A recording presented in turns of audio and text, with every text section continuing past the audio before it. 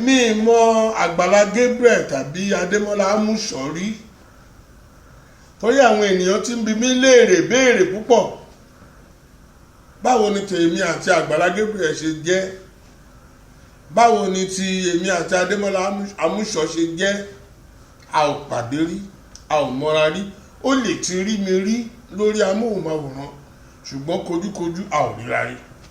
bó lè jẹ́ pé ẹ̀mí Ọlọ́run sọ fún mi pé láìpẹ́ láì jìnà a máa ríra lójúkorojú, pé òun máa lò fún mi, òun máa lò mí fún. mo sì mọ̀ pé Ọlọ́run kì í wí bẹ́ẹ̀ kó má ṣe bẹ́ẹ̀. nítorí náà ẹ̀yin ènìyàn Ọlọ́run, lẹ́ẹ̀kan sí mo fẹ́ gbàdúrà fún Agbala Gebrrie. mo sì fẹ́ kó fi ìgbàgbọ́ ṣàmì ní ìwọ tó o bá ní dídùn sí ohun rere. orúkọ Jésù, Àmín. orúkọ Jésù, Àmín. orúkọ ńlá ti Jésù. Àmín. Ọlọ́run, mo gbàdúrà fún Agbala Gebrrie, ìjọ náà má jò dàrú, Àmín Jésù.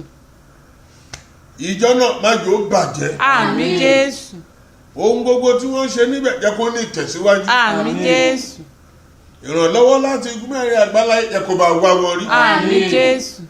Agbala Gebrrie má jò dàrú. Àmín Jésù. mo bẹ̀ Ọlọ́run, má jò gbòkú ọbẹ̀, Àmín Jésù. má jò gbòkú jáde. Àmín.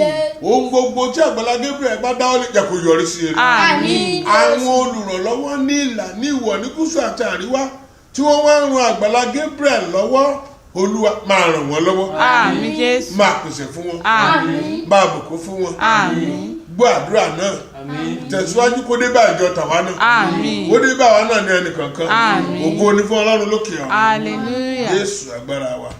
Àmín. àmín àmín lórúkọ Jésù. Agbala Gebrrie, mo kí ọ, àdúrà rẹ yóò gbà, tèmi náà ò ní nídìíwọ́ o.